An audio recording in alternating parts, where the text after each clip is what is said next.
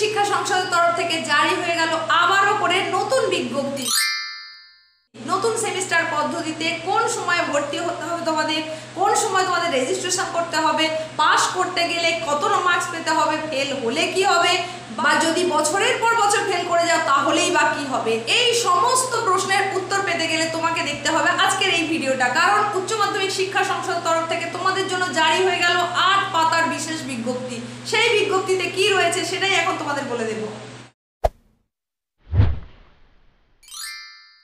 স্নেহের প্রিয় ছাত্রছাত্রীরা, আমি তোমাদের এসপি ম্যাম চলে এলাম এমন একটা জরুরি গুরুত্বপূর্ণ ভিডিও নিয়ে, যেটা কিন্তু শোনা তোমাদের জন্য খুব দরকার। তোমাদের মানে কাদের? তোমরা যারা 2024-এ সবে মাত্র মাধ্যমিক পরীক্ষা দিয়েছো, আর কিছু সময়ের মধ্যেই মানে কিছু দিনের মধ্যেই তোমাদের রেজাল্ট তোমরা হাতে পেয়ে যাবে।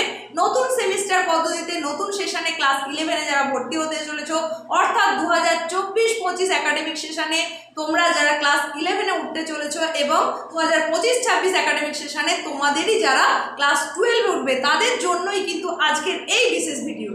আজকের এই ভিডিওটার থাম্বনেল দেখে যখন তুমি ঢুকেছো ভিডিওটা দেখতে, তখন তো তুমি বিষয় নিয়ে আজকের ভিডিওতে কথা বলতে চলেছি সেটা তো তুমি বুঝেই গেছো। হ্যাঁ, তোমাদের নতুন সেমিস্টার পদ্ধতির সমস্ত রকম বিষয় আশয়, খুঁটিনাটি বিষয় আশয় নিয়ে যে বিজ্ঞপ্তি জারি হলো শিক্ষা সংসদের তরফ থেকে, একটা বিশাল প্রায় 8 পাতা জুড়ে তোমাদের জন্য যে বিজ্ঞপ্তি জারি হয়েছে, তারই চুলচেরা বিশ্লেষণ করে তোমাদেরকে এখন খুঁটিনাটি সমস্ত তথ্যের আপডেট দেওয়ার জন্যই আজকের এই ভিডিওটা। সুতরাং ভিডিওটা তোমার জন্য খুব গুরুত্বপূর্ণ, তোমাকে প্রথম থেকে শেষ পর্যন্ত মনোযোগ সহকারে দেখতেই হবে প্রতিটা বিষয় একেবারে পরিষ্কারভাবে বুঝে নেওয়ার জন্য। তোমরা জানো তোমাদের উচ্চ মাধ্যমিক পরীক্ষা বলে এতদিন যেটা প্রচলিত ছিল, অর্থাৎ একাদশ এবং দ্বাদশের মিলিয়ে যে উচ্চ মাধ্যমিক পরীক্ষা, সেই পরীক্ষা পদ্ধতিটাতেই সম্পূর্ণভাবে বদল এসে গেছে। সেমিস্টার পদ্ধতি চালু হতে চলেছে। একেবারে তোমরা এই নতুন পদ্ধতির হাত ধরে তোমাদের ভবিষ্যতের দিকে এগিয়ে চলতে চলেছো। সেখানে কিন্তু এই একাদশ আর দ্বাদশের মোট পরীক্ষাটাকে 4টে ভাগে ভাগ করা হচ্ছে, যেটাকে নামকরণ করা হয়েছে first semester, second semester, third semester এবং ফোর্থ সেমিস্টার, যেটা নিয়ে আমি আমার এই চ্যানেলে আগেই তোমাদেরকে জানিয়েছি। যখন যেমন তথ্য যেমন আপডেট পেয়েছি, সেই অনুযায়ী কিন্তু আমি তোমাদেরকে জানানোর চেষ্টা করেছি। ঠিক তেমনি আজকের এই বিজ্ঞপ্তি অনুযায়ী আমি তোমাদেরকে জানাতে চলেছি এমন কিছু নতুন তথ্য যেগুলো এর আগে কিন্তু জানানো হয়নি। তো এই যে তোমাদের 4টে সেমিস্টার পদ্ধতি, এই 4টে সেমিস্টার পদ্ধতির মধ্যে তোমাদের ক্লাস 11টাকে ভাগ করা হয়েছে 2টো সেমিস্টারে, অর্থাৎ ফার্স্ট সেমিস্টার আর সেকেন্ড সেমিস্টার। আর ক্লাস 12-এ যখন তোমরা উঠবে সেটাকে ভাগ করা হচ্ছে 2টো ভাগে, থার্ড সেমিস্টার এবং ফোর্থ সেমিস্টার। এই হয়ে গেল তোমাদের উচ্চ মাধ্যমিকের বিভাজন। এইবার বলি তোমাদের সাবজেক্ট কম্বিনেশন কেমন রাখতে হবে, সেই অনুযায়ী বিজ্ঞপ্তির এই অংশটা আমি তোমাদেরকে তুলে ধরলাম। দেখো এই জায়গায় পরিষ্কারভাবে যেটা লেখা আছে সেটা হলো the curriculum of the semester 1, semester 2, semester 3 and semester 4 shall consist of, এবার দেখো 1 নম্বরে লেখা আছে 2 language subjects from the language group as mentioned in schedule 2, 1 subject each from first language and second language। আবার 2 নম্বরে লেখা আছে দেখো 3 compulsory elective subjects are to be chosen from any of 3 sets of subjects as mentioned in schedule 2। আবার 3 নম্বরে লেখা আছে দেখো 1 optional elective subject if desired may be chosen from the designated set from where 3 compulsory elective subjects have already been chosen or from the lists of vocational subjects offered by the council। তাহলে B এর কলামে যেটা বলা হয়েছে, তোমাদের subject choosing এর ক্ষেত্রে কিন্তু 2টো তোমার কম্পালসারি সাবজেক্ট রাখতেই হবে। কম্পালসারি ইলেকটিভ সাবজেক্ট হিসাবে রাখতে হবে তোমাকে 3টে। তাছাড়াও আরো একটা সাবজেক্ট যেটাকে বলা হচ্ছে ফোর্থ সাবজেক্ট বা ইলেকটিভ অপশনাল সাবজেক্ট, এটা তুমি রাখতেও পারো নাও রাখতে পারো, অর্থাৎ ঐচ্ছিক, তোমার ইচ্ছের উপর নির্ভর করছে। এইভাবে তোমাকে সাবজেক্ট কম্বিনেশন রাখতে হবে। এইবার তোমার যে 2টো থাকছে কম্পালসারি সাবজেক্ট, সেই কম্পালসারি সাবজেক্টের বাইরে তুমি 3টে বা 4টে সাবজেক্ট রাখতে পারছো। যারা 4টে সাবজেক্ট রাখছো তার মধ্যে 3টের ওপর যেমন পুরনো নিয়ম অনুযায়ী বেস্ট 5 নির্বাচন করা হতো, ঠিক তেমনি এক্ষেত্রেও তোমাদের জন্য কিন্তু বেস্ট 5 ফ্যাক্টর কাজ করবে। অর্থাৎ 2টো কম্পালসারি সাবজেক্টে মাস্ট বি তোমাকে ক্লিয়ার করতেই হবে, পাস করতেই হবে। এর সঙ্গে কম্পালসারি সাবজেক্টও পাস করতে হবে। আর যদি তুমি ফোর্থ সাবজেক্টও রেখে থাকো তাহলে 4টের মধ্যে অন্তত 3টে সাবজেক্টে পাস করতে হবে। এই জায়গাটা নিশ্চয়ই তোমরা ক্লিয়ার হতে পেরেছো, নিশ্চয়ই বুঝে গেছো। আর একটা যেটা কথা তোমাদের বলবো সেটা হচ্ছে তোমরা কিন্তু ভোকেশনাল সাবজেক্টও রাখতে পারো। শিডিউল 2-তে দেখো 3টে সেটের কথা বলা হয়েছে, যেখানে সেট 1-এ সায়েন্স সাবজেক্টের কথা বলা হয়েছে, সেট 2-তে কমার্সের সাবজেক্টের কথা বলা হয়েছে, আর সেট 3-তে আর্টসের সাবজেক্টের কথা বলা হয়েছে। এই 3 রকম সেটের মধ্যে থেকে তুমি তোমার পছন্দ অনুযায়ী তুমি কোন স্ট্রিমে যেতে চাইছো এবং সেই স্ট্রিমের মধ্যে কোন কোন সাবজেক্টকে তুমি চুজ করছো সেটা তোমাকে তোমার পছন্দ মতো বেছে নিতে হবে। এই অংশটা তুমি পেয়ে যাচ্ছ 7 নম্বর আর 8 নম্বর পাতায়, মানে যে নোটিফিকেশনটা জারি হচ্ছে সেই নোটিফিকেশনের 7 এবং 8 নম্বর পাতায় পরিষ্কারভাবে সেটগুলো সম্পর্কে দেওয়া রয়েছে এবং প্রত্যেকটা সেটের ক্ষেত্রে কোন কোন সাবজেক্ট থাকছে কম্বিনেশনে সেটাও কিন্তু উল্লেখ করে দেওয়া হয়েছে। আর ভোকেশনালের সাবজেক্ট হিসেবে কি কি থাকছে সেটা তুমি পেয়ে যাচ্ছ 8 নম্বর পাতায়। তোমাদের এই যে সাবজেক্ট চুজিং করার পর তোমরা যখন পরীক্ষা দেবে তোমাদের কিন্তু প্রতিটা পরীক্ষাতেই পাস করতে হবে। এমন নয় যে কোনো একটায় নাম্বার কম পেলেও আরেকটায় গিয়ে তুমি মেকআপ দেওয়ার চেষ্টা করবে, এমন নয়। প্রত্যেকটার ক্ষেত্রেই কিন্তু তোমাকে 30% ইন্ডিভিজুয়ালি 30% মার্কস সহ সেটা কিন্তু তোমাকে পাস করতে হবে। প্রতিটা সেমিস্টারেই কিন্তু এটা কার্যকর। আর তোমাদের প্রথম পাতার বিজ্ঞপ্তি অনুসারে দেখো সিএর দাগে যেটা বলাই হয়েছে সেখানে পরিষ্কারভাবে বলা আছে যে সামার ভ্যাকেশন রিলেটেড যে প্রজেক্টগুলো দেওয়া হবে তাতে কিন্তু তোমাকে যোগদান করতেই হবে, যুক্ত থাকতেই হবে। আসলে এই জায়গাটায় বলতে চাওয়া হয়েছে যে 2020 সালে যে জাতীয় শিক্ষানীতি সেটাকে অনুসরণ করেই 2023-এর রাজ্য শিক্ষানীতি অনুযায়ী কিন্তু প্রতিটা স্টুডেন্টকে সামার ভ্যাকেশনের প্রজেক্টে কিন্তু তোমাদেরকে এক্সট্রা কারিকুলার অ্যাক্টিভিটিস করতেই হবে। সামার ভ্যাকেশন রিলেটেড যে প্রজেক্ট দেওয়া হবে সেই প্রজেক্ট ওয়ার্কটা তোমাকে করতেই হবে।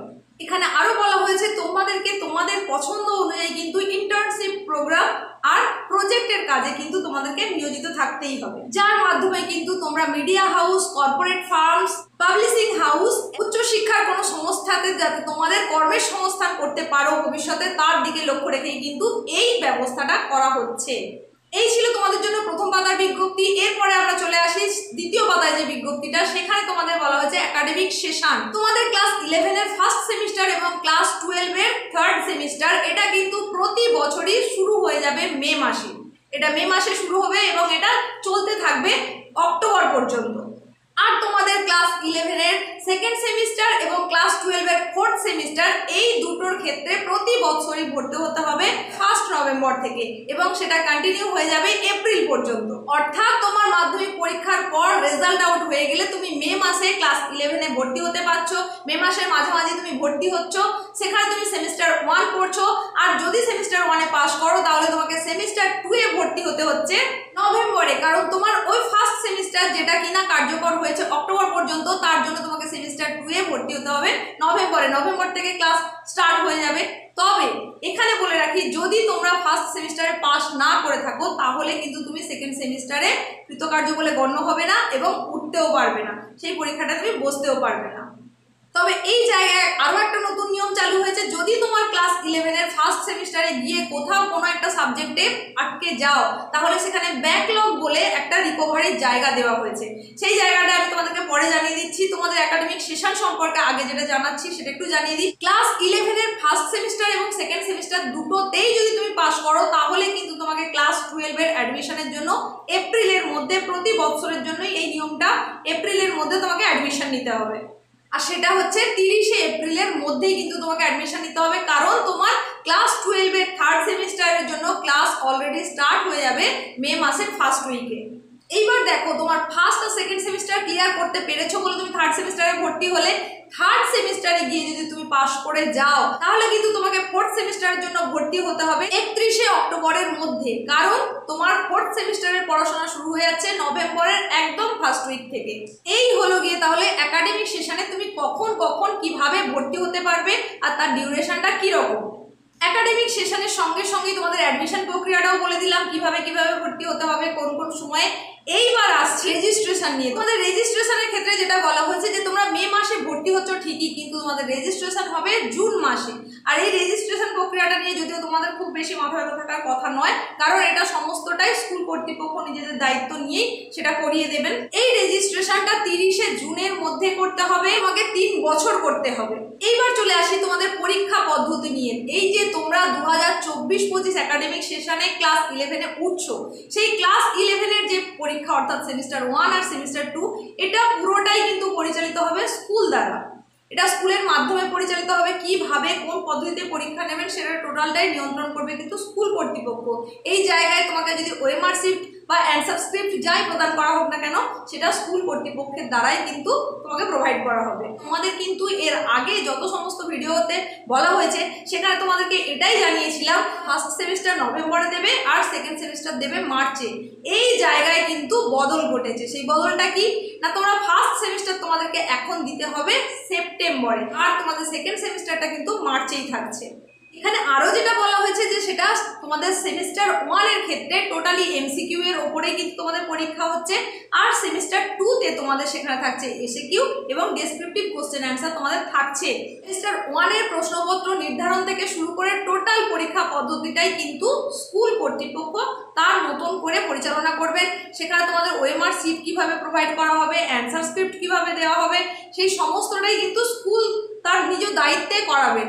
আর তোমাদের যে যে সাবজেক্টগুলো প্র্যাকটিক্যাল সাবজেক্ট তাছাড়াও যেগুলো প্রজেক্ট বেসড সাবজেক্ট আছে সেইগুলো তোমাদের সেমিস্টার 2 এর সঙ্গে নিতে হবে। তোমাদের সমস্ত রিটেন পরীক্ষার মার্কস, তোমাদের প্র্যাকটিক্যাল পরীক্ষার মার্কস বা প্রজেক্টের মার্কস সেটা তোমাদেরকে জানানোর সঙ্গে সঙ্গে কিন্তু একটা নির্দিষ্ট টাইম লাইনের মধ্যে একটা নির্দিষ্ট পিরিয়ডের মধ্যে সেটা কিন্তু কাউন্সিলকেও জানাতে হবে এবং আপলোড করতে হবে। অনলাইন পোর্টালে গিয়ে তোমাদের এই নাম্বারগুলোকে কিন্তু আপলোড করতে হবে। তোমরা যে 5টা সাবজেক্ট চুজ করছো এই 5টা সাবজেক্টের প্রত্যেকটাতে কিন্তু তোমাকে 30% মার্কস পেতেই হবে। তার সঙ্গে সঙ্গে প্রজেক্ট বা প্র্যাকটিক্যাল তাতেও কিন্তু 30% মার্কস পেলে তবেই তুমি কিন্তু ক্লাস 11 উত্তীর্ণ বলে বিবেচিত হবে। তোমার গ্র্যান্ড টোটাল মার্কস হিসাবে বেস্ট 5 ফ্যাক্টরের উপরে নির্ভর করেই, অর্থাৎ তুমি যে 5টা সাবজেক্টে সব থেকে বেশি মার্কস পাবে সেটাই কিন্তু তোমার ওখানে কাউন্ট করা হবে।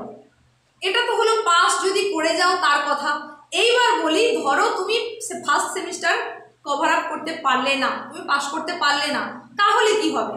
তাহলে কি করতে হবে না, তোমাকে অ্যাপিয়ার করে দেওয়া হবে সেকেন্ড সেমিস্টারে, তোমাকে উত্তীর্ণ করে দেওয়া হবে, কিন্তু সেকেন্ড সেমিস্টারে গিয়ে তোমাকে ব্যাকলগ পরীক্ষা দিতে হবে। অর্থাৎ সেখানে তোমার সেকেন্ড সেমিস্টারে যা যা সাবজেক্ট আছে সেই সাবজেক্টের সেই পরীক্ষাগুলো তো দিতে হচ্ছেই, তার সঙ্গে সঙ্গে তুমি ফার্স্ট সেমিস্টারে যে সাবজেক্টগুলো পাস করতে পারোনি সেগুলোকেও তোমাকে ব্যাকলগ হিসাবে দিতে হবে। অর্থাৎ সেই সাবজেক্টগুলোকেও কিন্তু তোমাকে পরীক্ষায় দিতে হবে সেকেন্ড সেমিস্টারে। তাহলে তোমার কিন্তু ফার্স্ট সেমিস্টারের ওই ফেল করা সাবজেক্ট প্লাস সেকেন্ড সেমিস্টারের নতুন যে সমস্ত সাবজেক্টগুলো সেইগুলোর ওপরে কিন্তু তোমাকে পরীক্ষা দিতে হবে। এটাই হচ্ছে ব্যাকলগ পরীক্ষা বা সাপ্লিমেন্টারি এক্সামিনেশনে এটাকে বলা যেতে পারে। এটা তো গেল ব্যাকলগ দিয়ে তোমার আরও একটা অপরচুনিটি তোমাকে দেওয়া হয়েছে যে ব্যাকলগ দিয়ে তুমি ক্লিয়ার করে দাও এবং ফার্স্ট সেমিস্টার উত্তীর্ণ, সেকেন্ড সেমিস্টার উত্তীর্ণ হয়ে থার্ডে চলে যাও। কিন্তু যদি ধরো তুমি এই ফার্স্ট সেমিস্টারে ব্যাকলগ দিয়ে তুমি সেটাতে পাস করতে পারলে না, সেকেন্ড সেমিস্টারেও হয়তো পাস করতে পারলে না, তাহলে সেক্ষেত্রে কি হবে? তাহলে ক্লাস 12 এর যেটা থার্ড সেমিস্টার সেখানে কি তোমাকে উত্তীর্ণ করে দেওয়া হবে? না, একেবারেই নয়। তাহলে তোমাকে রিপিটেডলি আবার তোমাকে ওই ফার্স্ট সেমিস্টার সেকেন্ড সেমিস্টার নতুন করে দিতে হবে। তোমাকে একেবারে ফ্রেশ ক্যান্ডিডেট হিসাবে আবার নতুন করে একাদশের ওই দুটো সেমিস্টারের পরীক্ষা দিতে হবে। আর তোমরা যারা first semester second semester clear করে ফেলতে পারবে অর্থাৎ পাস করে যাবে, তাহলে তোমাকে থার্ড সেমিস্টারের জন্য ভর্তি হতে হচ্ছে মে মাসে।